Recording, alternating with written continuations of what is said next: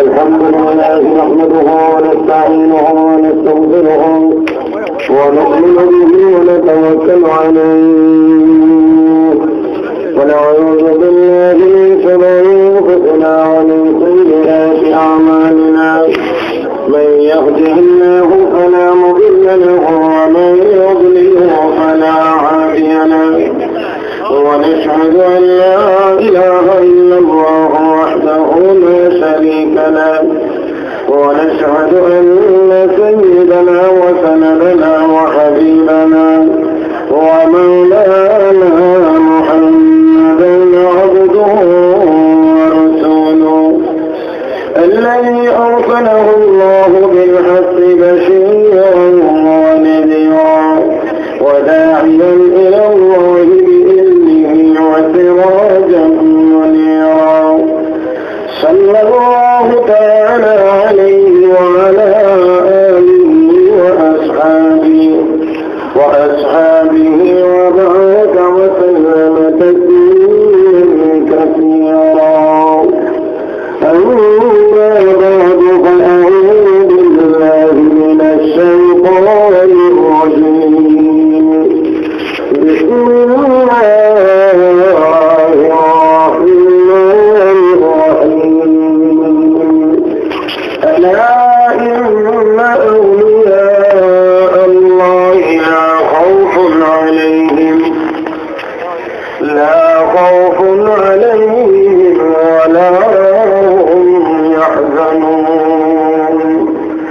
الذين آمنوا وكانوا يتقون. قال رسول الله صلى الله عليه وسلم قال الله تعالى من عادى لي وليا فقد آذنته بالحرب. صدق الله مولانا العظيم وصدق رسوله النبي الكريم ونحن على ذلك لمن الشاهدين والشاكرين والحمد لله رب العالمين. اللهم صل على محمد وعلى آل محمد كما صليت على إبراهيم وعلى آل إبراهيم إنك حميد مجيد. اللهم بارك على محمد وعلى آل محمد كما باركت على إبراهيم وعلى آل إبراهيم إنك حميد مجيد. ঐতিহ্যবাহী দিনী শিক্ষা প্রতিষ্ঠান সৈয়দপুর টাইটেল মাদ্রাসা কর্তৃক আয়োজিত আজকে ৭৩তম বার্ষিক ইসলামী মহাসম্মেলনের চলমান অধিবেশনের মুহতারাম সভাপতি দামাত বারাকাতুহুল আলিয়া, হযরত উলামায়ে কেরাম, সমবেত দিনদার ইমানদার মুসলমান ভাইয়েরা, পর্দার আড়ালের মা ও বোনেরা, মহান আল্লাহর দরবারে শুকরিয়া আদায় করছি যিনি আমাদেরকে অত্যন্ত দয়া করে অনুগ্রহ করে আজকের মোবারক মাহফিলে অংশগ্রহণ করে এ পর্যন্ত বুজুর্গানে দ্বীনের জবান থেকে গুরুত্বপূর্ণ নসিহত শুনবার তৌফিক দান করেছেন। বলিষ্ঠ আওয়াজে মহব্বতে সকলে বলি আলহামদুলিল্লাহ। আমার ভাইয়েরা, যারা বসে আছি আমরা বসাটাকে একটু ঠিক করে নেওয়া দরকার। আমি মনে করি আজকের এই সম্মেলনে এলোমেলো বসার কোনো সুযোগ নাই, কোনো অবকাশ নেই। আমি সবাইকে অনুরোধ করছি আজকের এই সুন্দর ইসলামী মহাসম্মেলনকে আরো বেশি সৌন্দর্য মণ্ডিত করে তোলার জন্য বিশ্বনবী রাহমাতুল্লিল আলামিনের সুন্নতের অনুসরণে আমরা শয়তানকে এই প্যান্ডেলের ভিতর থেকে বিদায় করার লক্ষ্যে যার যার সামনে যতটুকু জায়গা খালি আছে মেহেরবানি করে আমরা নিজ দায়িত্বে কেউ কাউকে ডাকবো না, যার যার সামনের খালি জায়গাটা সর্বোচ্চ 1 মিনিটের মধ্যে আমরা পূরণ করে মজলিসকে আরো সুন্দর করব। আল্লাহ সবাইকে তৌফিক দান করুন। সকলের জিকিরের মাধ্যমে 1 মিনিটের মধ্যে যারা দাঁড়িয়ে আছি সেইকে আমি আপনাদেরকে অনুরোধ করব, যারা বসা আছেন তাদেরকে যদি সামনে আগাইতে হয়, আপনাদেরকে যদি চাপায়া বসানো হয়, আপনাদের করণীয়টা কি আপনারা নিজেরা ঠিক করে নেবেন। আমি এরপরে আর কিছু বলতে চাই না। সবাই আমরা 1 মিনিট জিকির করবো। লা ইলাহা ইল্লাল্লাহ জবানটা সবাই খুলুন, সবাই সবাই সবাই সবাই, ছোট বড় যারা আছে সবাই আমরা জবান খুলব। লা ইলাহা ইল্লাল্লাহ। এদিকে যে ভাইয়েরা দাঁড়িয়ে আছেন বিনীতভাবে অনুরোধ করছি, অত্যন্ত বিনয়ের সহিত অনুরোধ করছি, জায়গা এখনো অনেক জায়গা আছে বসার মতো, আল্লাহর রাস্তায় আপনারা বসে যাবেন। লা ইলাহা ইল্লাল্লাহ। ভাইয়েরা এতগুলো মানুষ লা ইলাহা ইল্লাল্লাহ বললে তো অবস্থা আরো অনেক বড় হওয়ার কথা। একটু মুখটা খুলেন না, লা ইলাহা ইল্লাল্লাহ বললে তো গুনাহ হবে না, স্বাস্থ্য নষ্ট হবে না, সওয়াব হবে, শয়তান বিতাড়িত হবে, ঈমানের পাওয়ার বাড়বে। আর একটু বলিষ্ঠ আওয়াজে লা ইলাহা ইল্লাল্লাহ, লা ইলাহা ইল্লাল্লাহ, লা ইলাহা ইল্লাল্লাহ, মুহাম্মাদুর রাসূলুল্লাহ। মাশাআল্লাহ, এখন কথাটা সুন্দর হয়েছে। শুরুতেই অনুরোধ করছি, মাঝে মধ্যে কিছু কথা বলার দরকার হবে। রাজি আছি না সবাই? ইনশাআল্লাহ আওয়াজ তো কয়েকজনের মুখ থেকে বের হয়েছে। আমি আপনাদেরকে জিজ্ঞেস করছি, মাঝে মধ্যে কিছু কথা বলার দরকার হলে সবাই বলতে রাজি আছেন? আমার ভাইয়েরা বলেন দেখি সুবহানাল্লাহ, আলহামদুলিল্লাহ, আল্লাহু আকবার। আর একটু বড় আওয়াজে হোক আল্লাহু আকবার। মাশাআল্লাহ। আমি আপনাদের খেদমতে ছোট্ট দুইখানা আয়াতে কারিমা তিলাওয়াত করেছি, সেই সাথে হাদিসে কুদসি থেকে এখানে হাদিস আপনাদের খেদমতে তিলাওয়াত করেছি। আয়াতে কারিমা এবং হাদিস শরীফের আলোকে আপনাদের খেদমতে কিছু কথা বলতে চাই। আল্লাহ যেন বলবার, শুনবার, বুঝবার এবং আমল করার তৌফিক দান করেন, সবাই বলি আমিন।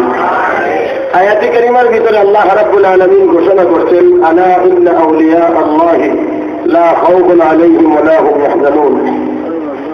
দুনিয়ার মানুষ ভালো করে শুনে রাখো, জেনে রাখো, সাবধান, তোমরা সতর্ক থাকো। যারা নিশ্চয় যারা আমি আল্লাহর বন্ধু, তাদের কোনো ডর নাই, তাদের কোনো ভয় নাই এবং তাদের কোনো চিন্তাও নেই।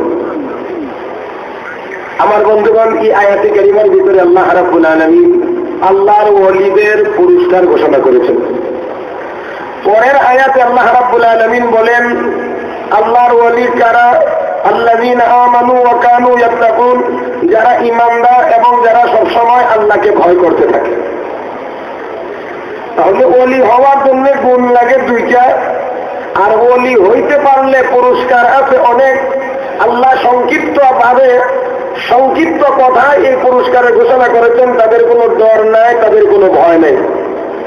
আমি আপনাদেরকে বিনয়ের সহিত জিজ্ঞেস করি, বর্তমান দুনিয়ার মুসলমানেরা কাফের বেঈমান ইহুদি খ্রিস্টানদেরকে ভয় পাচ্ছে কি পাচ্ছে না? তাহলে বোঝা যায় আমরা আল্লাহর ওলি হতে পারি নাই। যদি হইতে পারতাম তাহলে কোনো কাফের বেঈমানকে আল্লাহওয়ালারা ডরাইতে পারে না, ভয় করতে পারে না। আমার বন্ধুগণ, তাহলে দুই আয়াতের ভিতরে আমরা যা পাইলাম, এক আয়াতে আল্লাহ আল্লাহর ওলিদের পুরস্কার ঘোষণা করেছেন, আরেক আয়াতে আল্লাহ আল্লাহর ওলিদের পরিচয় তুলে ধরেছেন। আমার যতটুকু জানা, বাংলাদেশে ওলির বাজার খুব সস্তা। জটাও তো আল্লাহর ওলি, ল্যাংটাও তো আল্লাহর ওলি, গান্ধার কলকিতে টান দিয়েও তো আল্লাহর ওলি। কথা বলেন না দেখি। আমার ভাইয়েরা, ওলির বাজার এত সস্তা বানাইছে, সারা জীবন গাঁজা খাইতে খাইতে মারা গেল, ল্যাংটা হয়ে থাকতে থাকতে সারা জীবন বড় উলঙ্গ হয়ে থেকে মারা গেল। মরার পরে দেখা যায় তার নামে মাজার হয়ে গেল বাবা ল্যাংটার মাজার। বলেন ঠিক কিনা? আর এই জায়গা থেকে এই বাংলাদেশের কিছু মৌলভী সাহেবরা ওয়াজ করতে গিয়ে কয়, আলা ইন্না আউলিয়া আল্লাহি লা খাউফুন আলাইহিম ওয়া লা হুম ইয়াহজানুন। আল্লাহর ওলিদের কোনো ডর নাই, ভয় নাই, তাদের কোনো চিন্তা নাই। এগুলা কাজা খায় আল্লাহর ওলি হয়ে গেছে। আমার বন্ধুরা, এমন ল্যাংটাসার গাদাসার মাজারে গিয়ে যারা এই আয়াত তেলাওয়াত করে আল্লাহর ওলিদের ফজিলত বর্ণনা করে, আমি মনে করি তারা সরাসরি আল্লাহর কোরআনের আয়াতকে অবমাননা করে।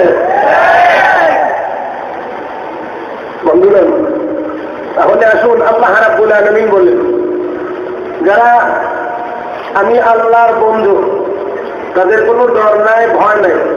এবারে আসুন আমরা একটু বোঝার চেষ্টা করি ভয়ের জায়গা কোনটা এবং কতটা। মুফাসসিরিনে কেরাম লেখেন, প্রত্যেকটি মানুষের সামনে 6টা ভয়ের ঘাঁটি আছে, 6টা ভয়ের জায়গা আছে। 6টা জায়গা আছে ভয়ের। 1 নম্বর মরণের ঘাঁটিতে ভয়, 2 নম্বর কবরের ঘাঁটিতে ভয়, 3 নম্বর হাসরের ঘাঁটিতে ভয়, 4 নম্বর মিজানের ভয়, 5 নম্বর পুলসিরাতের ভয়, 6 নম্বর জাহান্নামের ভয়। ভয়ের জায়গা কয়টা? আর একটু সবাই মিলে একটু বলেন, মুখটা খুললেন, কয়টা? 6টা ভয়ের জায়গা। মরণের ভয়, কবরের ভয়, হাসরের ভয়, মিজানের ভয়, পুলসিরাতের ভয়, জাহান্নামের ভয়। আল্লাহ বলেন যারা আমার বন্ধু হবে, যারা আমার ওলি হবে, একটা ঘাঁটিতেও তাদের ভয় নয়, আমি আল্লাহ সবগুলো নিরাপদে পার করে জান্নাতে পৌঁছায় দেব। আর একটু জোরে আমার ভাইয়েরা, আমার বন্ধুরা। তাহলে আসুন, 1 নম্বর মরণের ভয়। যারা আল্লাহওয়ালা, যারা আল্লাহর নিকটতম বান্দা, যারা খাঁটি ইমানদার, যারা আল্লাহর ওলি, এদের মরণের কোনো ডর নাই, কোনো ভয় নাই। আমার বন্ধুগণ, ইমান নিয়ে মরতে পারবে কিনা এই ভয় ইমানদারের আছে, কিন্তু মরণের ডর ইমানদারের নাই। এই কারণে খাঁটি মুমিন যারা, নবী বলেন তুহফাতুল মুমিন আল মউত, মউত হলো ইমানদারের জন্য হাদিয়া। হাদিয়া পাইলে মানুষ যেমন খুশি, ইমানদার মরণের মাধ্যমে জান্নাত পাইয়া তেমন ভাবে খুশি। আমার বন্ধুরা, এই কারণে একজন মুসলমান যেন খাঁটি মুমিন, আল্লাহর ওলি যেন হতে না পারে, আল্লাহর প্রিয় বান্দা যেন হতে না পারে, দুনিয়ার সব কাফের বেঈমান এই জন্য ঐক্যবদ্ধভাবে মুসলমানের বিরুদ্ধে ষড়যন্ত্র করে যাচ্ছে। আমার ভাইয়েরা, তাহলে আসুন লক্ষ্য করে দেখি, মরণের ভয় খাঁটি মুমিন যারা, তাদের মরণের কোনো ডর নাই, মরণের কোনো ভয় নাই। আমি খুব লম্বা করে বলছি না, সংক্ষেপে সামনের দিকে আগানোর চেষ্টা করব। আমার বন্ধুগণ, রাসূলের সাহাবী হযরত খুবাইব রাদিয়াল্লাহু তাআলা আনহুর নাম আপনাদের জানা থাকার কথা। ওয়াজ মাহফিলে বিভিন্ন সময় এই নামটা আলোচিত হয়। আল্লাহর নবীর অত্যন্ত প্রিয় সাহাবী, নবীর একজন অত্যন্ত মহব্বতের সাহাবী হযরত খুবাইব রাদিয়াল্লাহু তাআলা আনহু জেলখানাতে বন্দী। জেলখানায় বন্দী, কাফের বেঈমানেরা ওনাকে বন্দী করে রেখেছে। হজের মাসগুলো চলে গেলে ওনাকে ফাঁসিতে ঝোলানো হবে। আমার বন্ধুরা, সেই জন্য জেলখানাতে তিনি বন্দী ছিলেন। আমার ভাইয়েরা, আমার বন্ধুরা, যেই বাড়িতে তিনি বন্দী ছিলেন, এই বাড়ির একজন মহিলার নাম ছিল ফাতেমা। পরবর্তীতে মুসলমান হইয়া হযরত খুবাইব রাদিয়াল্লাহু তাআলা সম্পর্কে একটি চমৎকার বিবরণ তিনি দিয়েছিলেন।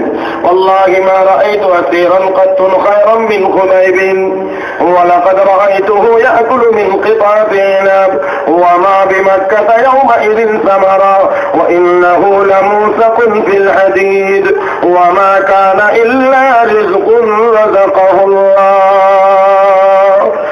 নবীজি, খুবাইবের চাইতে উত্তম কোন বন্দী মানুষ আমি ফাতেমা আমার জিন্দেগিতে কোনোদিন দেখি নাই। নবী গো, খুবাইব যখন জেলখানায় বন্দী ছিল, তার কাছে হালাল কোনো খাবার সরবরাহ করা হতো না। দীর্ঘ সময় পর্যন্ত ক্ষুধার্ত রেখে এরপরে হারাম খাবার তার সামনে পেশ করা হইতো। এই জন্যে হারাম খাইলে এক পর্যায়ে গিয়ে ঈমান ছেড়ে দেবে, ইসলাম ছেড়ে দেবে। এই জন্য ক্ষুধার্ত রেখে হারাম খাবার দেওয়া হতো। ও আল্লাহ নবী, আমি একদিন দরজা বাজানালার ফাঁক দিয়ে উকি মেরে দেখতে পাইলাম খুবাইব জেলখানার ভিতরে বন্দী, অথচ মক্কায় তখন ফলের কোনো চিহ্ন নাই। কিন্তু আমি তাকিয়ে দেখি জেলখানার ভিতরে বন্দী অবস্থায় খুবাইব বড় বড় তাজা তাজা আঙ্গুর খাইতে আসে। ওয়া কানা ইল্লা রিজকুন রাযাকাহুল্লাহ। এটা দুনিয়ার কোন মানুষের দেওয়া খাবার না। কার দেওয়া? আর আছে বলেন, কার দেওয়া?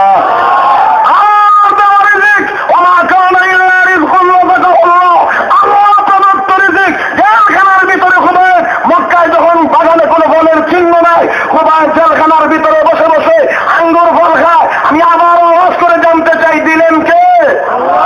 সবাই মিলে বলিষ্ঠ আওয়াজে হোক, দিলেন কে? আমার ভাইয়েরা, জেলখানার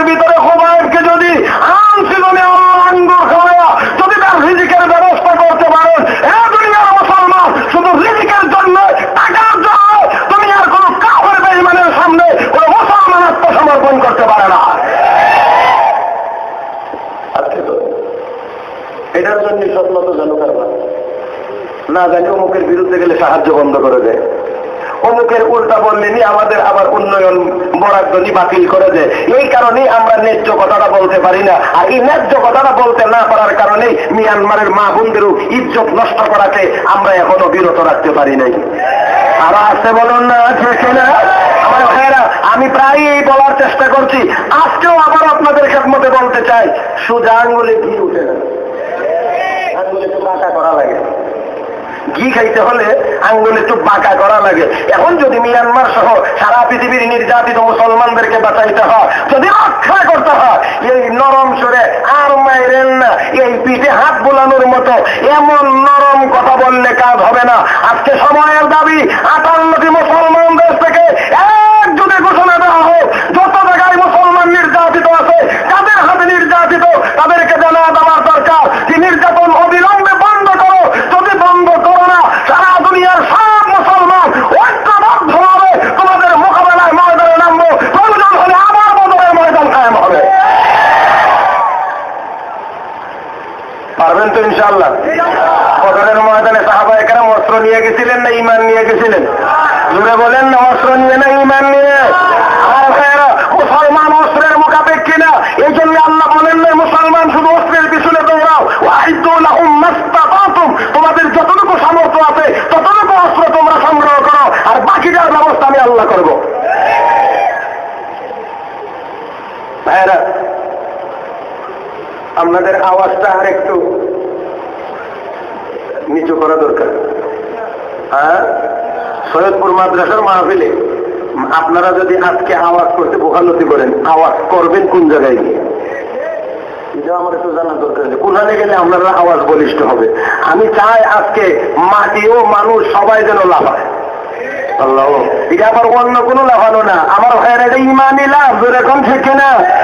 জমিনটা কার? আসমান কার? আমরা কার? আমার ভাইয়ের জমিন বানানো হয়েছে ইবাদতের জন্য।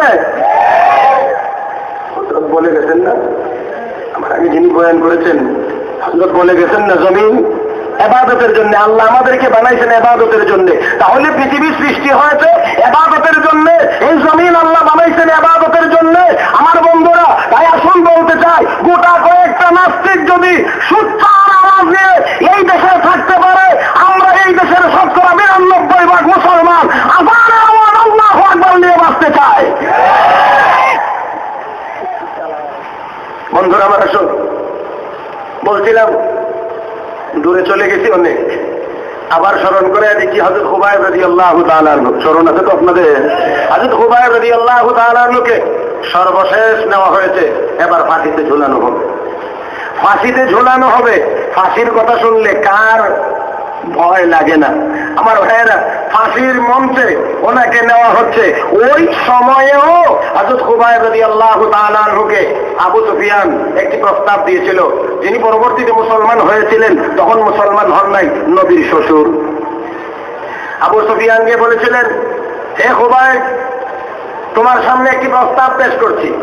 প্রস্তাবটা বাস্তবায়ন করা লাগবে না, তো শুধু তুমি ইয়েস বললেই হবে, হ্যাঁ বললেই হবে, সমর্থন করলেই হবে, এটা বাস্তবায়ন করা লাগবে না, তাহলেই তোমাকে ছেড়ে দেওয়া হবে। আমার ভাইয়েরা, আমার বন্ধুরা, হযরত খুবাইব জিজ্ঞেস করলেন, কি প্রস্তাব? তোমার জায়গায় তোমার নবীকে হত্যা করা হোক আর তোমাকে ছেড়ে দেওয়া হবে। শুধু তুমি হ্যাঁ বলবা, তোমার নবীকে আনতেও হবে না, ফাঁসিতে ঝুলাইতেও হবে না, শুধু এই প্রস্তাবের উপরে তুমি একটু হ্যাঁ বলবা, এতে করেই তোমাকে ছেড়ে দেওয়া হবে। এতটুকু তুমি রাজি আছো কিনা? দেখেন আমার বন্ধুরা, আমি আর আপনি হইলে বলতাম জান্নাতানি বরং, এমন উদ্দুর হাত করে জান্নাতের জন্য অসুবিধা কি? কত মাসালা আমাদের জানা আছে, কি বলেন ঠিক না? আমার বন্ধুরা, কোনাকুনি বুঝেননি? হ্যাঁ, এই যে দেখেন এদিকটা রাস্তা আছে, এভাবে যাওয়া লাগে, আর এখান থেকে যদি খেলে মারেন,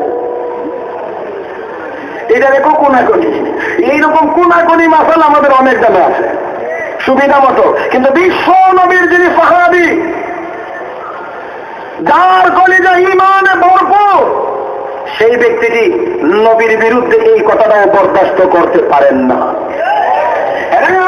দুশমন, নবীর দুশমন, আমার জায়গায় আমার নবীকে হত্যা করা হবে, এটা তো অনেক অনেক পরের কথা। আমি খুবাইব জিন্দা থাকবো, আর আমার জায়গায় আমার নবীর পায়ের তলার দেশে একটি কাঁটা বিদ্ধ হবে, আমার নবীর পায়ের তলার একটি কাঁটা বিদ্ধ হবে, এটাও আমি খুবাইব আমার জীবনের বিনিময়ে কোনো দিন বরদাস্ত করি না। সুবহানাল্লাহ বলবেন না? আমার ভাইয়েরা, আমি জিন্দা থাকবো আর আমার নবীর পায়ের নিচে একটা কাঁটা বিদ্ধ হবে, এটাও আমি বরদাস্ত করি না। আমার ভাইয়েরা, শুধুমাত্র জিলাফির দিনে আশেকে রাসূল হইলে চলবে না, আরো জোরে চলবে। বন্ধুরা আমার, মুসলমান তাকে বলে সুদিনেও মুসলমান, দুর্দিনেও মুসলমান, শুকনায়ও মুসলমান, পানিতেও মুসলমান, পাহাড়েও মুসলমান, সাগরের নিচেও মুসলমান, ভালো সময়েও মুসলমান, ফাঁসির মঞ্চেও মুসলমান। রবিউল আউয়াল আসছে, জিলাপি খাবেন না, আশেকের অভাব নাই দেশে। কত হাজার টন জিলাপি দেখাইছে আল্লাহ না জানে। এবারে রবিউল আউয়াল কোথায় পরে তো আর কাউকে তালাশ করে পাই না, পাওয়া যায়ও না। আমার ভাইয়েরা, আমার নবীর বিরুদ্ধে যখন কথা বলে, আমার নবীকে যখন কটাক্ষ করে, নবীকে যখন গালি দেয়, আমার নবীকে আহমদ না বলে যখন আহমদ বলা হয়, তখনই এই দেশের ওই রবিউল আউয়াল ওনাদেরকে একজনকেও তালাশ করে পাওয়া যায় না। ৭৭ রক্ত দেওয়ার দরকার হলে অবিমান দেশের ওলামায়ে কেরাম দেয়। নবীর সাহাবী বললেন, আমি জিন্দা থাকবো আর আমার জায়গায় নবীকে হত্যা করা হবে, এটা অনেক অনেক পরের কথা, অনেক পরের কথা। আমার নবীর পায়ে একটা কাঁটা বিদ্ধ হবে, এটাও বরদাস্ত করতে পারি না, এটাও আমি মানি না, সহ্য করি না। আমার ভাইয়েরা, আবু সুফিয়ান তখন বলেছিল, মা রাআইতু আসহাবান কাসহাবি মুহাম্মাদিন ইউহিব্বু মুহাম্মাদান। দুনিয়ার কত জায়গায় গেলাম, কত রাজা বাদশা দেখলাম, কত মানুষের অনুসারী দেখলাম, কিন্তু মুহাম্মদের সাহাবীরা মুহাম্মদকে যে পরিমাণ ভালোবাসে, এর দ্বিতীয় কোনো নমুনা, এর দ্বিতীয় কোনো নমুনা পৃথিবীর কোনো জায়গায় পাই নাই। আমি বলতে পারি, এই ১,৫০০ বছরের ইতিহাস এই কথাই প্রমাণ করে, ওই সাহাবায়ে কেরামের মহব্বত আর ভালোবাসার নমুনা আওয়ামী মাদ্রাসার উলামায়ে কেরাম একমাত্র এখনো বহন করতেছে। আসুন ভাইয়েরা, লক্ষ্য করে দেখুন, রাসূলের সাহাবী হযরত আব্দুল্লাহ বিন হুযাফা রাদিয়াল্লাহু তাআলা আনহুকে সেনাপতি নির্ধারণ করে আমিরুল মুমিনিন হযরত ওমর ফারুক রোমান সৈনিকদের বিরুদ্ধে জিহাদের ময়দানে প্রেরণ করেছিলেন। দুর্ভাগ্যবশত সৈনিকেরা রোমান সৈনিকদের হাতে বন্দী হয়ে গেলেন, মুসলমানেরা বন্দী হয়ে গেলেন। এবার তাদেরকে নেওয়া হয়েছে, এর মধ্যে সেনাপতি হযরত আব্দুল্লাহ বিন হুযাফাকে নেওয়া হয়েছে সম্রাটের সামনে নেওয়া হয়েছে। আমার ভাইয়েরা, সাদা সিধা পোশাক, স্বাভাবিক চলাফেরা সব একেবারেই দেখা যায় একদম সাদা সিধা, জামা কাপড় উন্নত না, ভাবসাব উন্নত না। মনে মনে ভাবছে, বড় ধরনের কোন প্রস্তাব যদি দেওয়া যায় তাহলে হইতে পারে ইসলাম ধর্ম ত্যাগ করবে। এই জন্য প্রস্তাব দিয়েছে, আব্দুল্লাহ, ইসলাম ধর্ম যদি ত্যাগ করো আর খ্রিস্টান হয়ে যাও, আমি তোমাকে রোম দেশের মন্ত্রী বানাইব। আমাদের দেশে তো মেম্বার হওয়ার নমুনা দেখলে মসজিদেও যায়, মন্দিরেও যায়, কিন্তু রাসূলের সাহাবীর সামনে এত বড় প্রস্তাব, আল্লাহ নবীর সাহাবী সিংহের মতো গর্জন দিয়ে উঠলেন, জোরে বলেন আল্লাহু আকবার। আমরা মুসলমান সিংহের জাতি, শিয়ালের মতো ঘেনর করার জাতি তো মুসলমান না। আমার ভাইয়েরা, আমার বন্ধুরা, হযরত আব্দুল্লাহ বিন হুযাফা রাদিয়াল্লাহু তাআলা ডাক দিয়ে বলেন, সম্রাট, মনে করেছো কি মন্ত্রিত্বের লোক দেখাইয়া আমার ঈমানটা তুমি কেড়ে নিয়ে যাবে? না না, শুধুমাত্র তোমার দেশের মন্ত্রিত্ব কেন, সারাটা দুনিয়ার মালিক যদি আমাকে বানায় দেওয়া হয়, সারা পৃথিবীর মালিক যদি আমাকে বানায় দেওয়া হয়, এরপরে যদি বলা হয় ঈমান ছেড়ে দাও, সারা দুনিয়ার মালিক হওয়ার পরেও একটি মুহূর্তের জন্যও আমি আমার ঈমান ছাড়তে পারবো না। আমার ভাইরা, আমার বন্ধুরা, সারাটা দুনিয়ার দাম বেশি না একজন ঈমানদারের ঈমানের দাম বেশি? আওয়াজ করে বলুন, লা তাকুমু সাআতু হাত্তা ইউকালা ফিল আরদি আল্লাহ আল্লাহ। আমার নবী বলেন, একজন আল্লাহওয়ালা মানুষ যতদিন থাকবে, একজন ঈমানদার যতদিন দুনিয়ায় থাকবে, আসমান জমিন ঠিক থাকবে। একজন ঈমানদারও যেদিন থাকবে না, আসমান জমিন আল্লাহ শুধু কাফের বেঈমানদের জন্য টিকায়া রাখবেন। সবাই মিলে বলেন, টিকায়া রাখবেন না। তখন দুনিয়া কিয়ামত হয়ে যাবে। আওয়াজ করে তাহলে আবার বলুন, আসমান জমিনের দাম বেশি না ঈমানের দাম বেশি? আমার বন্ধুরা, আল্লাহ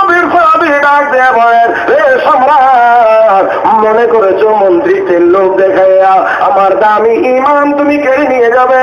না না, হতে পারে না। সারাটা দুনিয়ার মালিক বানায় দিলেও একটি মুহূর্তের জন্য আমি আমার ঈমান ছাড়তে পারবো না। যেই মাত্র এই কথা বলেছে, তার নাকে মুখে এই কথা ছেড়ে দিয়েছে, এমনি সম্রাট ক্ষিপ্ত হয়ে গেল। এ জল্লাদেরা, ফাঁসির মঞ্চ তৈরি করো। আমার বন্ধুরা, ফাঁসির মঞ্চ তৈরি হচ্ছে। ভালো করে খেয়াল করে মুসলমান শুনুন, আল্লাহ নবীর সাহাবীরা, মুসলমানেরা একজন আরেকজনকে আঙ্গুল দিয়ে গোটা দিয়ে দিয়ে ওই ফাঁসির মঞ্চ দেখায়, আর সবাই মুস্কি মুস্কি হাসে। কি করে? কি দিকে হাসে? ফাঁসির মঞ্চ দেখে হাসে। যেই মঞ্চ বানানো হচ্ছে তাদেরকে ঝোলানোর জন্য এই ফাঁসির মঞ্চ দেখে ওনারা হাসেন, ওনারা হাসেন। আরে সম্রাট তো বের করে দিচ্ছে। এটা কয় কে দিন? এই মিয়া সাহেবের দল কি ফাঁসি টাসি বুঝে না নাকি? আপনাদের কি মনে হয় বুঝে না? না বুঝেই হাসে না আছে এর ঘটনা কে? এই মোল্লার দল কি ফাঁসি বুঝে না? এই জল্লাদেরা, ফাঁসির মঞ্চ ভেঙে দাও। মহারাজ কি করবো? প্রত্যেকের মধ্যে পানি গরম করো। এটা পাগলেও বুঝে, এটা পাগলেও বুঝে। পানি গরম করো, বড় বড় ডেকের মধ্যে পানি গরম করা হচ্ছে। আমার ভাইয়েরা, এখন দেখেন পানি টকবক টকবক করতেছে, প্রচন্ড গরম, চূড়ান্ত পর্যায়ের গরম যখন হয়েছে, আবার সৈনিকদেরকে হাজির করা হয়েছে। আমার ভাইয়েরা, যখন হাজির করা হয়েছে, আবারও বলছে দেখো, ঈমান ছাড়ো আর না হয় এই গরম পানিতে তোমাদেরকে ছেড়ে দেওয়া হবে। আমার ভাইয়েরা, বন্ধুরা আমার, ওই যুগে গরম পানিতে ছেড়ে দেওয়া হয়েছে, আগুনে পোড়ানোর কথাও আছে। অতএব বারবার বুদ্ধি সন্ত্রাসীরা মুসলমানদের বাড়িঘর আগুনে পোড়াচ্ছে, মুসলমানদেরকে আগুনে পোড়াচ্ছে। এটা নতুন কোনো ইতিহাস নয়, এটা নতুন কোনো কথা নয়, এটা আগেও ছিল, এখনো আছে, এখনো আছে। তাদের এই বদভ্যাস এখনো আছে। আমরা শুধুমাত্র বলতে চাই, সারা দুনিয়ার মুসলমান যদি ঈমান আর আমল নিয়ে সমৃদ্ধ হতে পারি, অবশ্যই আমি বলতে পারি, আল্লাহু আকবার বলা মাত্রই কাফেরদের ঈমান থরথর করে কাঁপবে, মুসলমানদেরকে আর নির্যাতিত হওয়া লাগবে না।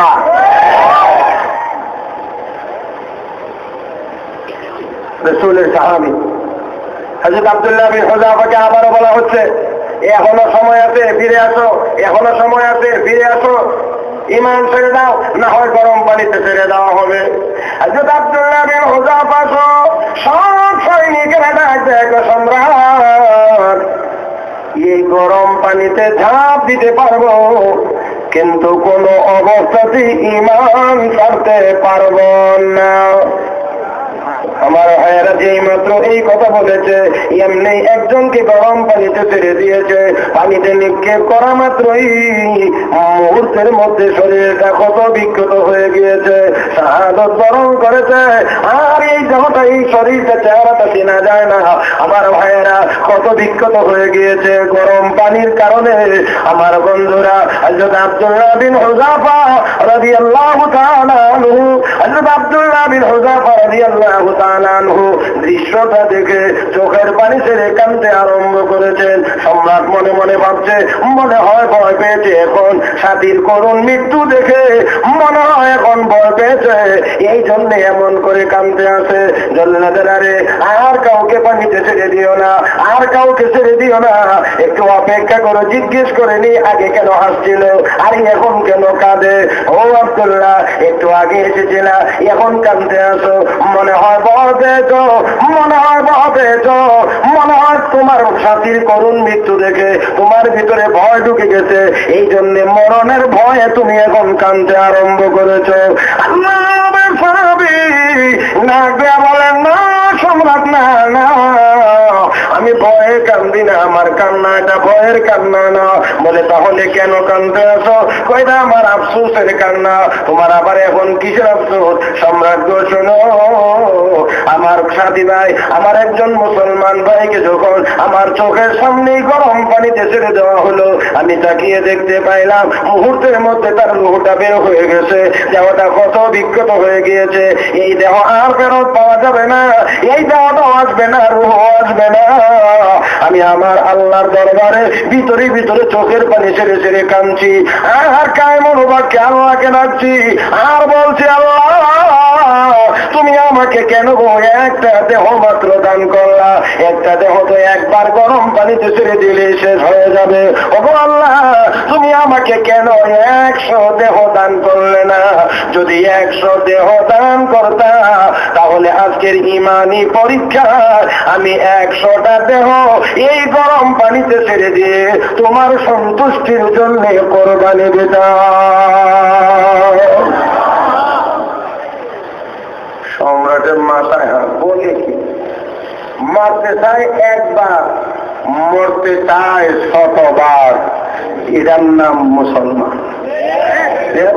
আসতে কর না, কোথায় গেছেন যে নাকি? মুসলমান মারতে চায় একবার, মরতে চায় 100বার। 100বার মরার জন্য প্রস্তুত, ইমাম দিতে প্রস্তুত না। আমার ভাইয়েরা, আমার বন্ধুরা সম্রাটকে সর্বনাশ করছে।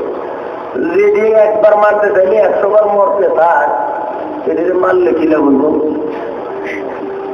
ওইটারে মারলে লাভ, যেটা মরণকে ডরায়। এতে মরণের ডরে সে উল্টা পাল্টা কিছু বলবে, অথবা আমাদের কথা শুনবে, আমাদের কথা রাখবে। মারতে চাই একবার, মরতে চায় 100বার। এই কথা শুনে সম্রাটকে এদের মারলে তো কোনো লাভ নাই। আচ্ছা দেখি কোনো কিছু করা যায় কিনা। আব্দুল্লাহ, একটা কাজ করা বলে কি, আমার কপালে একটা চুমা দাও, দিলে আমি তোমাকে মুক্ত করে দেব। এই কথাটা বোঝার আগে আগের কথাটা ফিনিশিং হোক। যারা একবার মারতে চাইলে 100বার মরতে চায়, তারা মরণরে ডরায়। তারা আসতে বলে মরণরে ডরায়। আর আমরা তো নাম শুনলে ওই আসতে পারে না। আমাদের এইদিকে একটা ঘটনা আছে, কোথাও নেই। এক মহিলা বলে পুরুতন্ত্রের জ্বালা যন্ত্রণা, আমরা পুরু থাকুন না, পুরুতন্ত্রের জ্বালা যন্ত্রণা সহ্য করতে না পারে মনের আবেগে কোয়ালি থাকে আল্লাহ গো আল্লাহ মানে নেও না। আমরা নেও কি কই না কি, আল্লাহ গো আল্লাহ মানে নেও না। ঘরের পিছনে ছিল এক রাখাল ছেলে, খের বলে ছিল রশিদ চাইবে। সে নিজের গলার সাউন্ডটাকে একটু পরিবর্তন করে কয় খেলা বালিশ নেও না। হে বলতে কিন্তু রসিকতা করে, কিন্তু মহিলা এই আওয়াজ পাওয়ার পরেই শুরু হয়ে গেছে, মরণ যন্ত্রণা আরম্ভ হয়ে গেছে। দৌড়ায় গেছে শাশুড়ির কাছে গিয়ে আম্মা আম্মা আম্মা তো কি হয়েছে? আপনার নাচে নাচ করে বেলা সইতে না পারে। আমি বলছিলাম আল্লাহ গো আল্লাহ মানে নেওগা, এবং ঘরের পিছন থেকে কে জানি তো ভাববে কথা বাড়ি নেওগা, মনে হয় আজরাইলে শুনছে। কথা বলছেন না আপনারা? মনে হয় আজরাইলে শুনছে। এখন শাশুড়ি শিখাইতে তোরে নিয়ে আমার বড় বিপদ। যা যেখানে দাঁড়ায় বলছিলে আল্লাহ গো আল্লাহ মানে নেওগা, এই জায়গাটা গিয়ে দাঁড়ায় আবার গিয়ে বল আল্লাহ গো আল্লাহ মানে নিও না। মহিলা এখানে গিয়ে দাঁড়ায় আল্লাহ গো আল্লাহ আল্লাহ আমার নিও না। এখনো আছে, এমন কথা আর করো না। এবার আন্দাজ করতে পারছেন তো? এবার আন্দাজ করতে পারছেন তো আমাদের অবস্থাটা কি? আমার ভাইয়েরা, কাজে এই অবস্থা থেকে আমাদেরকে বেরিয়ে আসতে হবে। আর আসতে যদি হয় তাহলে ঈমান আর আমলকে মজবুত করতে হবে। যেরকম ঠিক কিনা? قال رسول عن ثوبان رضي الله تعالى عنه قال رسول الله صلى الله عليه وسلم يوشك الأمم أن تداعى عليكم كما تداعى الأكلة إلى قصافها. قال قائل ومن قلة نحن يومئذ يا رسول الله. قال لا بل أنتم يومئذ كثير ولكنكم غثاء كغثاء السيل ولينزعن الله من صدور عدوكم المهابة منكم وليقذفن الله في قلوبكم الوهن. قيل وما الوهن يا رسول الله؟ قال حب الدنيا وكراهية الموت أو كما قال عليه الصلاة والسلام. আল্লাহ নবী বলেন, হযরত সাওবান রাদিয়াল্লাহু তাআলা থেকে বর্ণিত, আল্লাহর হাবিব বলেন, এমন একটি সময় আমার উম্মতের উপরে আসবে যেই সময়ে দস্তরখানে মানুষ খানা খাইতে বসলে যেমন একজন আরেকজনকে ডাকাডাকি করে চতুর্দিক থেকে এনে বসে খায়। আরে আমার উম্মতেরা, এমন একটি সময় আসবে, এমন একটি সময় আসবে যেই সময়ে কাফের বেঈমানেরা আমার উম্মতকে গ্রাস করার জন্য চতুর্দিক দিয়ে এমন করে আসবে। একজন দাঁড়িয়ে বললেন, ইয়া রাসূলুল্লাহ, ইয়া হাবিবাল্লাহ, ও নবীজি, ওই দিন কি আমরা মুসলমানেরা সংখ্যায় কম হব, এই জন্য কাফের বেঈমানরা চতুর্দিক দিয়ে কেটে আসবে?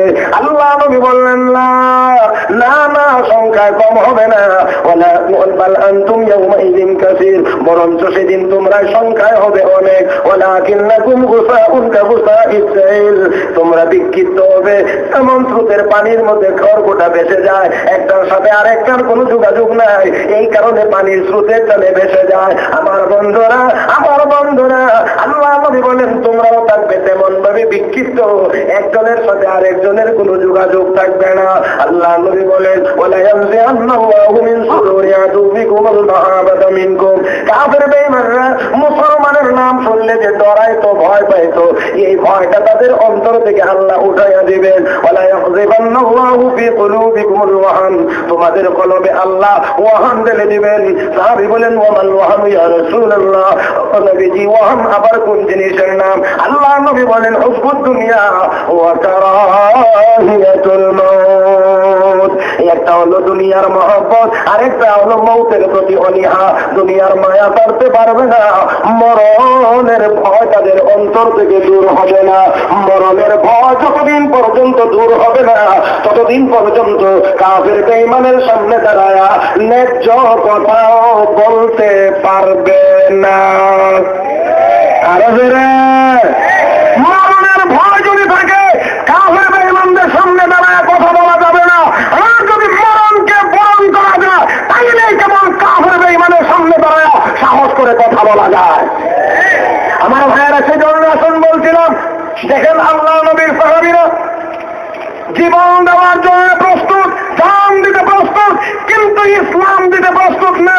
আমার বন্ধুরা দেখেন, লক্ষ্য করে আপনাদের একেবারে জানা কথাটা, আমি ঘটনাটা বলছি না, শুধু একটা অংশ, আমার একটা কথা এখানে উদ্দেশ্যটা হলো এই, আপনারা অবশ্যই জানেন ঐতিহাসিক মুতার যুদ্ধে কাফেরদের সংখ্যা ছিল 1 লাখ, সরাসরি যুদ্ধে 1 লাখ, আর সাহায্যের জন্য ছিল আরো 1 লাখ, আর মুসলমান গিয়েছিল মাত্র 3000।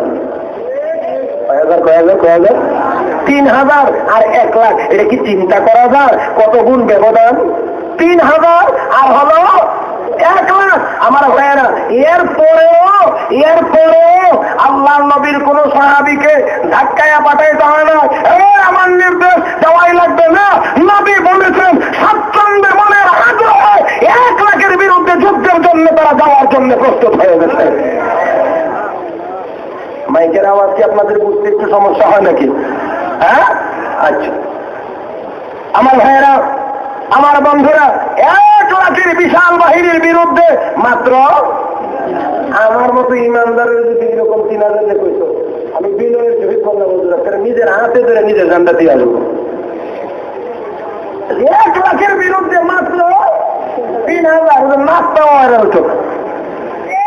1 লাখ মানুষে ধরলে 3000 মানুষের এটা নাস্তাও হবে না, নিজের দানটা নিজের হাতে দিয়ে আসতে হবে, নিজের হাতে দিয়ে আসতে হবে। হুজুর বলেন কি? কিন্তু আল্লাহ নবীর সাহাবীরা এখান থেকেই প্রস্তুত, এখান থেকেই প্রস্তুত, এখান থেকেই প্রস্তুত। হযরত যায়েদ বিন হারেসা ঘরেও যান নাই, এখান থেকেই রেডি। হযরত জাফর ইবনে আবি তালেব ঘরে গেলেন, বিবি দোয়া করছিলেন, আল্লাহ আমার স্বামীকে আবার পুনরায় ফিরাইয়া দিও, কাজী বানায়া রাখো, তোমার দোয়া কবুল হবে না।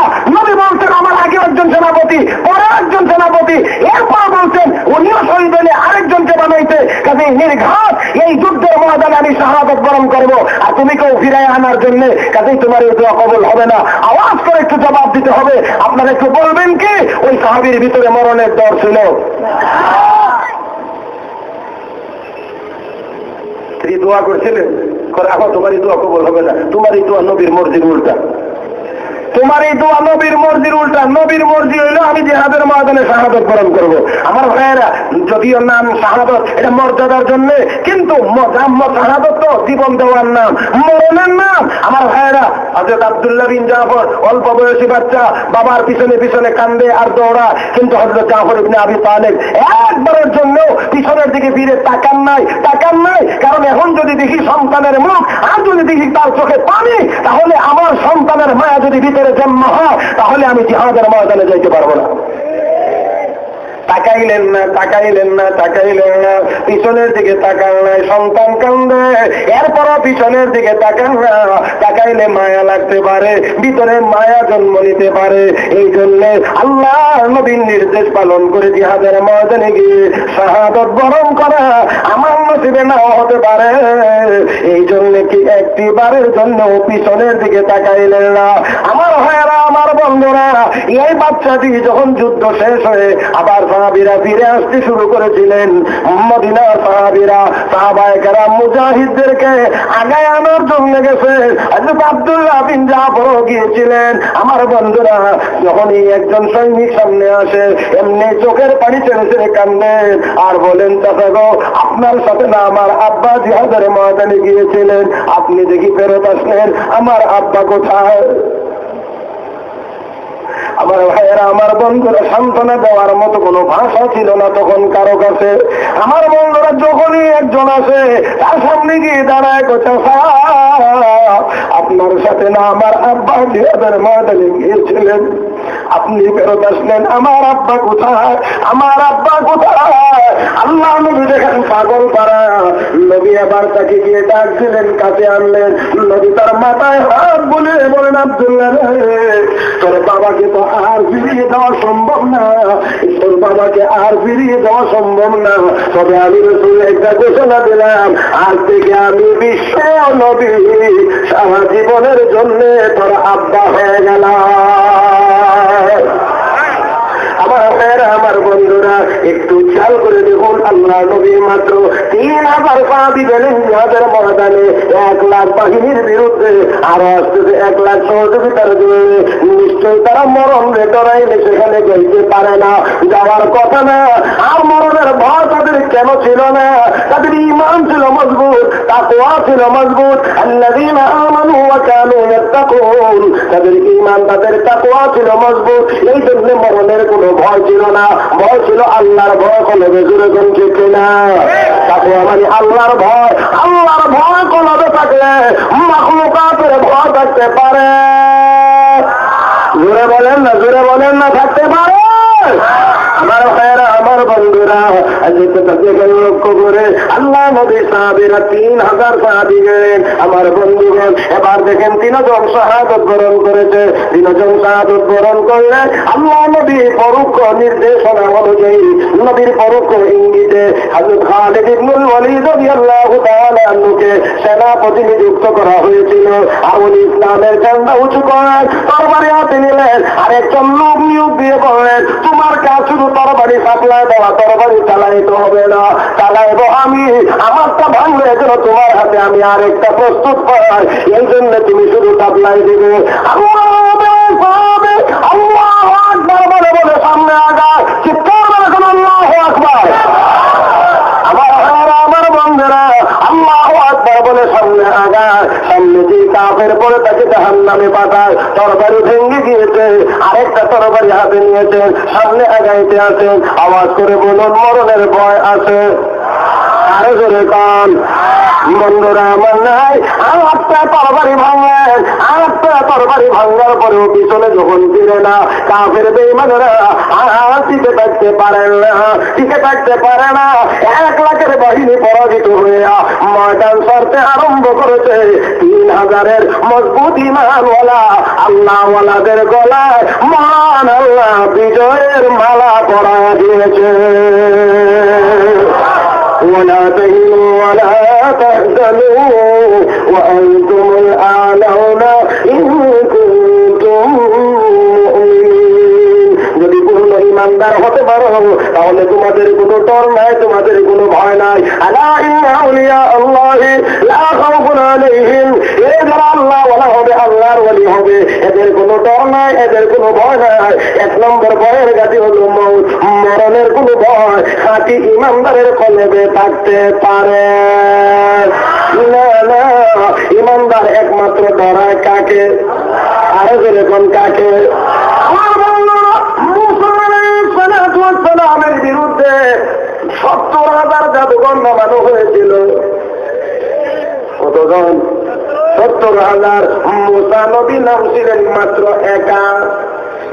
মুসা আলাইহিস সালাম একা, কাফের বেঈমান জাদুঘর 70,000।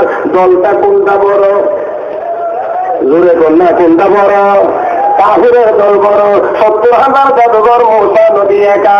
আমার ভাইয়েরা বলেন তো দেখি, মুসা নবী একা গিয়েছিলেন, সাহায্য করেছিলেন কে? আরো জোরে কে?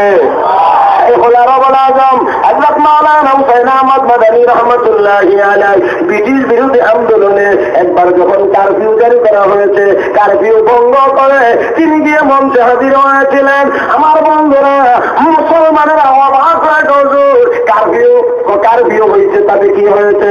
যদি কারফিউ ভঙ্গ হয় তাহলে তো আমাদের উপরে হামলা হবে। এমনি বগলের নিচ থেকে কাফনের কাপড় বের করে তিনি বলেছিলেন, আমি মরবার জন্যই এসেছি, সাথে কাফনের কাপড় পর্যন্ত নিয়ে এসেছি। আল্লাহু আকবার, আল্লাহু আকবার। আমার ভাইয়েরা, এরপরে বলা হল, হুজুর মানুষ তো আমরা কম। তিনি আবার বললেন, আমরা কি বদরের মাঠের 313 জনের চাইতেও কম হয়ে গিয়েছি? আল্লাহু আকবার। বলেন দেখি, মরণের পর দুর্যোগ ছিল।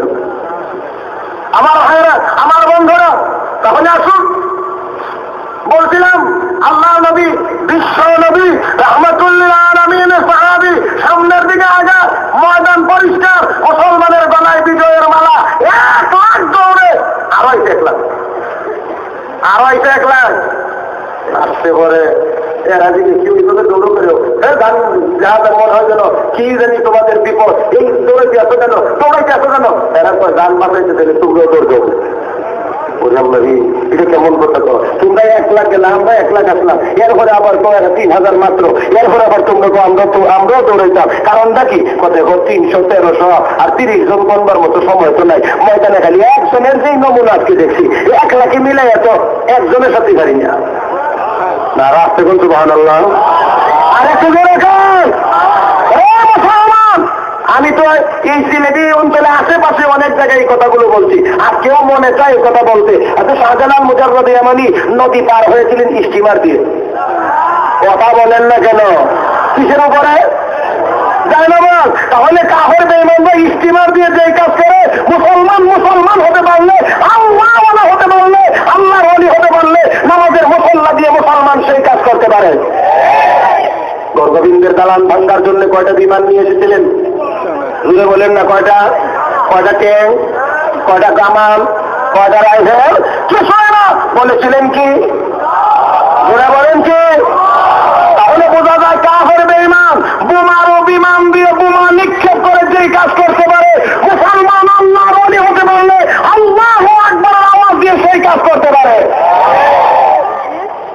মুসলমান তাহলে আমাদের আল্লাহু আকবার তো তাদের বোমার অভিমানের কাজ দেয়। এরপরে মুসলমান ভয় পাওয়ার তো কোনো কারণ থাকতে, আর এরকম কোনো কারণ থাকতে পারে না। আমার ভাইয়েরা, আমার বন্ধুরা, আল্লাহু আকবার বলেছে, গোবিন্দের দালান ভেঙে চুরমার হয়ে গিয়েছে। বর্তমানে তো আমরা 200 কোটি মুসলমান। আমি চাই আজকে সারা পৃথিবীর আমাছে কানাছে যত জায়গায় মুসলমান আছে, আর ঘরে বসে থেকে না, তার জায়গা থেকে সোচ্চার হয়ে ময়দানে নামার তাকবীর আল্লাহু আকবারের আওয়াজ দিয়ে আমার মনে হয় আবারও সবে মুসলমানের জন্য ফিরে আসবে, কাফের বেঈমানেরা পরাজিত হবে।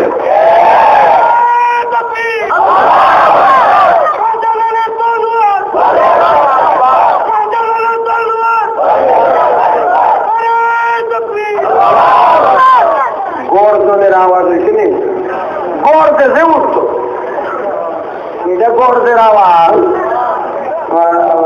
এই আওয়াজ সাংঘাতিক গর্জেছে। এই আওয়াজে হবে না। নিয়োগ করেন যে আমাদের আল্লাহু আকবারের আওয়াজ অন্তত পক্ষে নিয়ে আল্লাহর পর্যন্ত দেওয়া লাগবে আজকে। না, ওই জায়গায় আরো জোর।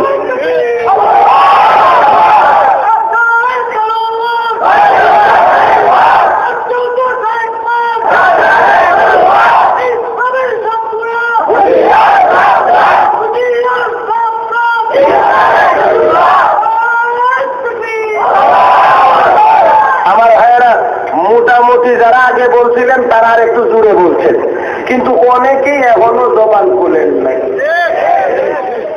বলে আপনারা যে সমস্ত এই সমস্ত আমি অবসর কথা বুঝেন না, এই সময় তো আমি অপশন না, এমনি একটু ঘোরানি দিলে দেখা যায় কে কে কয় আর কে কে কয় না। কথা বুঝেন না মনে আপনারা? অনেকে আছে গার কাজ ছেড়ে দিচ্ছে, বুঝলাম না, ডায়রিয়া মনে হয়েছে আর গার সুর হারাতে পারে না। আল্লাহু আকবারটা কেন বলেন নাই আপনি আপনার বিবেককে একটু জিজ্ঞেস করেন, কেন বলেন না আপনি এটা একটু নিজেকে জিজ্ঞেস করেন। আল্লাহু আকবার বললে কি গুনাহ হইতো? শরম হইতো? ট্যাক্স দেওয়া লাগতো? তাহলে আল্লাহু আকবার বললে ইমানের পাওয়ার কমে না বাড়ে? আরো যেরকম কমে না বাড়ে? আবার বাড়ানোর দরকার নাই না আছে? একেবারে এখান থেকে শুরু করে এইভাবে এইভাবে এখান পর্যন্ত উবায়া আর বয়া যত দল আছেন এখানে যারা আছেন, জোয়ান বোরা করা আলেম ওলামা ইমাম মুয়াজ্জিন মুতামিম, একেবারে মুতামিম শিক্ষক সহ সবাই আমার সাথে আল্লাহু আকবার বলতে হবে। রাজি আছেন সবাই? না এত আসতে বললে হয় না। রাজি আছেন সবাই?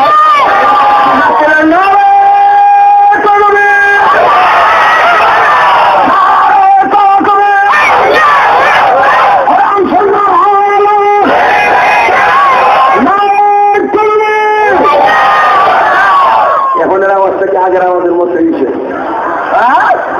না, তাহলে যদি প্যান্ডেলের নিচে বসেই গেলাম আপনি অনেক বড়, আমি আপনাকে সম্মান করি, কিন্তু এখানের গতিতে এখানে চলতে হবে। তোরা বলেন ঠিক কিনা? এখানের গতিতে এখানে চলতে হবে। কাজে আল্লাহু আকবার বলার দরকার হলে আসতে হয় না, আসতে হবে না। আমার ভাইয়েরা, আমার বন্ধুরা, কাফের বেঈমানেরা, নাস্তিক মুরতাদেরা শাহবাগ দখল করে যদি পারে আমরা কেন পারবো না? আমরাও পারবো, পারতেই হবে আমাদেরকে। আমার ভাইয়েরা, আমার বন্ধুরা, এই বাংলাদেশে যার যার ধর্ম সে পালন করবে, কোনো আপত্তি নয়, কিন্তু কোন বাংলার জমিনে বসে বিশ্ব নবীকে গালি দেবে এই দেশে থাকবার কোন অধিকার তাও থাকতে পারে না।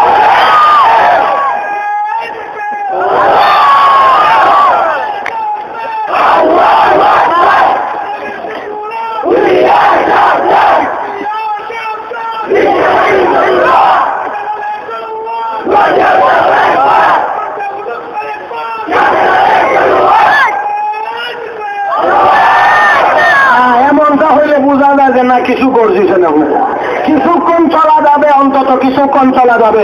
আমার ভাইয়েরা, আমাদের এই অলসতা আর আমাদের এই নীরবতাই আমাদেরকে আজকে নিচের দিকে নিয়ে যাচ্ছে। সবাই যেন নীরব, কেমন জানে কেউ কোনো কথা বলে না। এই মিয়ানমারের নেত্রী একটা তাৎপর দিলে আরেকটার জায়গা নাই।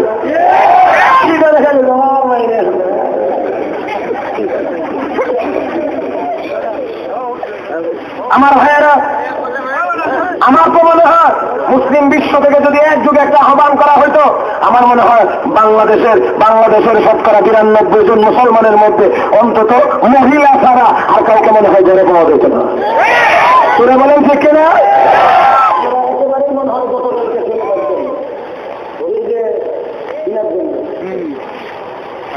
ইনাদগঞ্জে মূর্তি তার পাশের ছবির উপরে গড়াও করছে। আমি গাড়ি নিয়ে দিতে আসতেছি, হ্যাঁ দেখি ও তোর বড় এ রাস্তার মধ্যে মিছিল করে, একটা মাথা তো টুপিও না, কিন্তু কাবা শরীফের ছবির উপরে মূর্তির ছবি দিচ্ছে।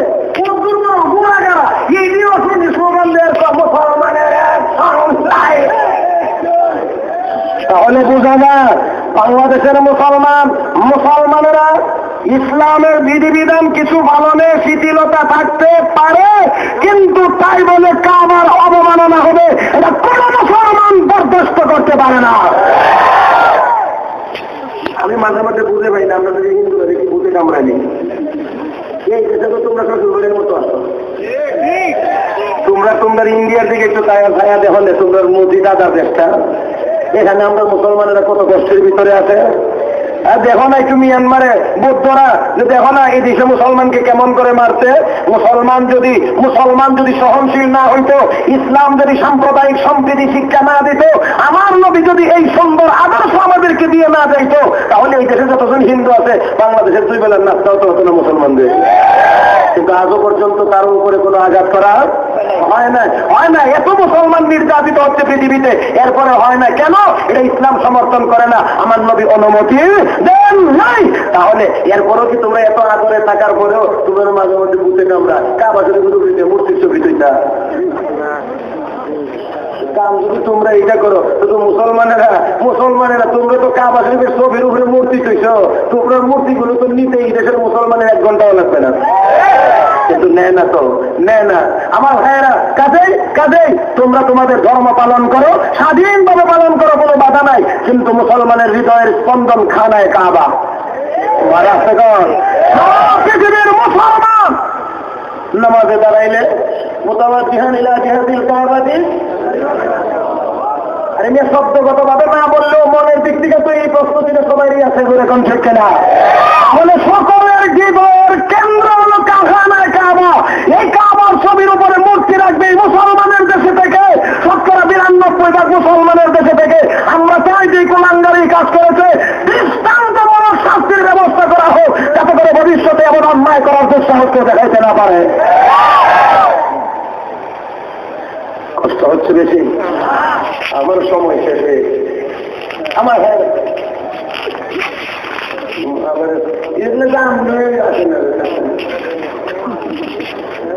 আমার ভাইয়েরা দেখেন আমার বয়ানের কথা ছিল মাগরিবের ঘরে, কিন্তু আমি টের পাইছি যখন আমার কাছে আধা ঘন্টা পরে বয়ান করলে চলবেন, তখনই আমি টের পাইছি যে উপস্থিত মুহূর্তে কোনো আল্লাহওয়ালারে ভাইয়া দেখে, এই কারণে আমার ধাক্কাটা একটু ভিতরে নিতে চায়। আমি মনে মনে ভাবলাম যাক আমার এতটুকু ভুল হয়েছে, অন্তত যদিও আমি আলোচনা করি নাই। আমি বলছি আধা ঘন্টা থাকতে পারবেন কিনা, তোকে বলছেন হ্যাঁ আধা ঘন্টা আশা করি পারবো, কিন্তু মেহমান অনেক বড় মেহমান, আমারও সৌভাগ্য হয়েছে যে হযরতের কয়েকটা কথা শোনার। আর যে দোয়াটা করে যারা বুঝছেন যে দোয়াটা করে গেছে, আমি তো মনে করি যে সারা রাতের ওয়াজের দোয়া মনে হয় উনি একটু আলহামদুলিল্লাহ করে কথা বলেন ঠিক কিনা। আমারও সৌভাগ্য যে এরকম একটা দোয়াতে শরীক হইতে পারছি। এটা আমার কোনো আক্ষেপ না, আফসোস না যে আমার পিছনে নিল কেন, সেটা নয়। কিন্তু আমার বন্ধুরা একটু সময় তো অবশ্যই বিলম্ব হয়েছে। শুরু করছি মাত্র এখানে, শেষ করতে গিয়ে আর 3 নম্বরটা দিয়ে শেষ হয়েছে। আমার দৌড় তো সামনে বাকি রয়ে গেছে। এখান থেকে দেখতাম হারগ্রামের হরিঙ্গের নুরগাঁও মাদ্রাসায় গিয়ে শেষ করতাম। আমার ভাইরা কি হলো তার এক বুজুর্গ করে দিচ্ছে নুরগাঁও মাদ্রাসা মুহূর্তে সাহেব। আমার ভাইয়েরা তো যাক, এরপরও আমি আমার কথাটাকে একটা স্টেশনে নেওয়ার চেষ্টা করছি। আমার বন্ধুগণ, আল্লাহ পাক আমাদের সবাইকে কবুল করুন, মঞ্জুর করুন, সকলে বলি আমিন, আরো জোরে বলি আমিন। আমার ভাইয়েরা, আমার বন্ধুরা, আমি আবার একেবারে ঠিক জায়গাটাতে ফেরত চলে আসতে চাই। যারা আল্লাহওয়ালা, যারা আল্লাহর ওলি, তাদের কিসের ভয় নাই? জোরে বলেন কিসের ভয় নাই? মরণের ভয় নাই। আলা ইন্না আউলিয়া আল্লাহি লা খাউফুন আলাইহিম ওয়া লা হুম ইয়াহজানুন। নিশ্চয় যারা আমার বন্ধু হবে তাদের কোনো ভয় নাই, ভয়ের জায়গা 6টা। 1 নম্বর হলো মরণের গাদিতে ভয় নাই, 2 নম্বর কবরে তাদের ভয় নাই, 3 নম্বর হাসরে তাদের ভয় নাই, 4 নম্বর মিজানে তাদের ভয় নাই, 5 নম্বর পুলসিরাতে তাদের ভয় নাই, 6 নম্বর জাহান্নামের কোনো ভয় তাদের নাই। আল্লাহ বলেন ইন্নাল্লাযীনা আমানু ওয়া আমিলুস সালিহাত কানাত লাহুম জান্নাতুল ফিরদাউসি নুজুলা। আমার আল্লাহ বলেন ঈমান আর নেক আমল নিয়ে যারা আসবে আমি আল্লাহ তাদেরকে জান্নাতুল ফিরদাউসের মেহমান বানাইব। আমার বন্ধুরা, জান্নাতুল ফিরদাউস সবচেয়ে দামি জান্নাত। এই জন্য নবী বলেছেন ইযা সাআলতুমুল্লাহাল জান্নাতা ফাসআলুল্লাহাল ফিরদাউস। তোমরা যদি আল্লাহর কাছে জান্নাত চাও তাহলে জান্নাতুল ফিরদাউস চাও, কারণ এটা দামি জান্নাত। আমার বন্ধুরা, দামি জান্নাত তো দামি। আল্লাহ নবী বলেন সর্বনিম্ন জান্নাতের জান্নাত হবে এই পৃথিবীর 10টার সমান, আর সর্বনিম্ন জান্নাতি জীবনে খাদেমের সংখ্যা হবে 80,000।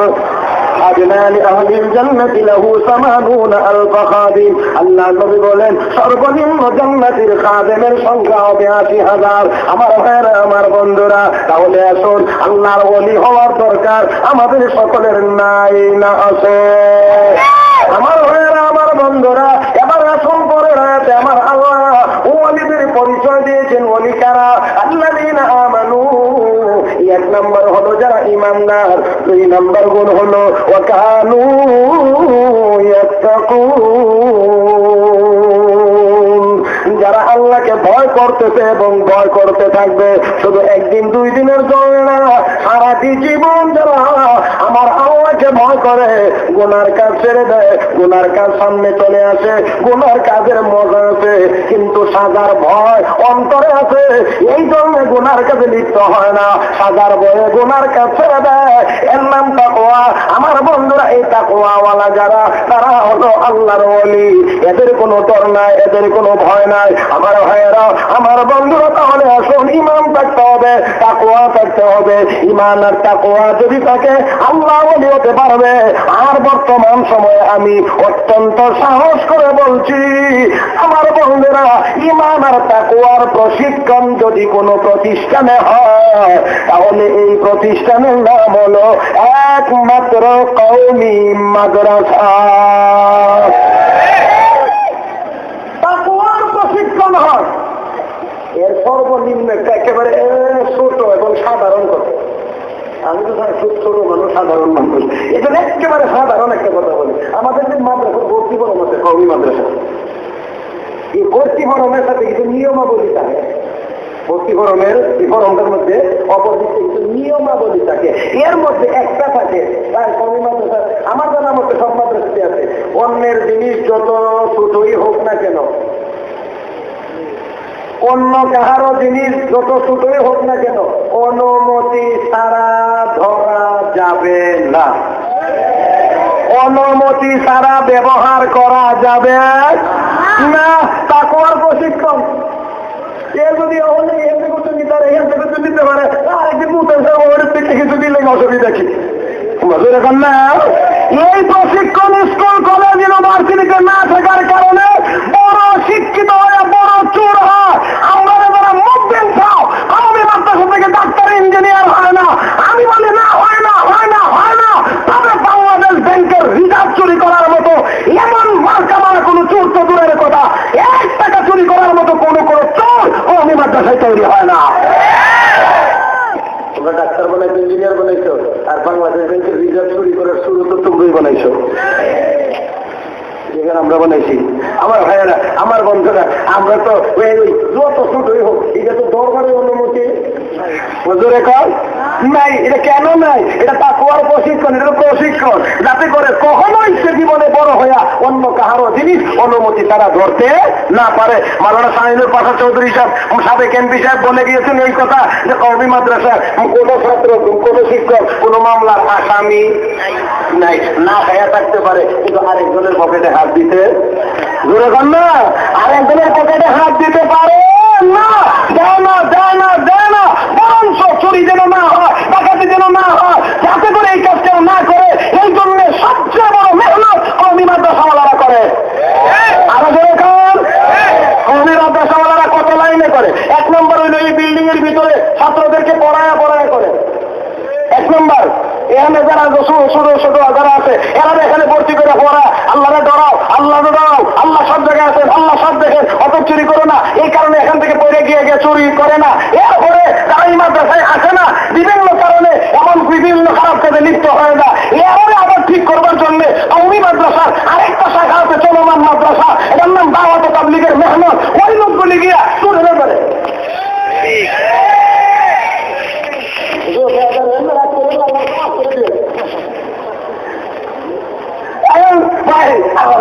আল্লাহ রাস্তে, আল্লাহ রাস্তে, এই আল্লাহ রাস্তে আসেন, আসেন, নিয়ে ধমকও দেয় না, চুরি করে গেল, ওরা বলেন ঠিক কিনা?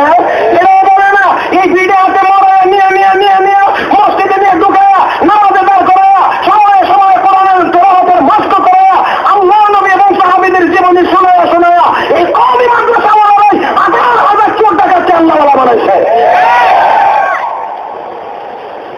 আর যারা বাজুতে বিরোধিতা করো, তোমরা কি করছো?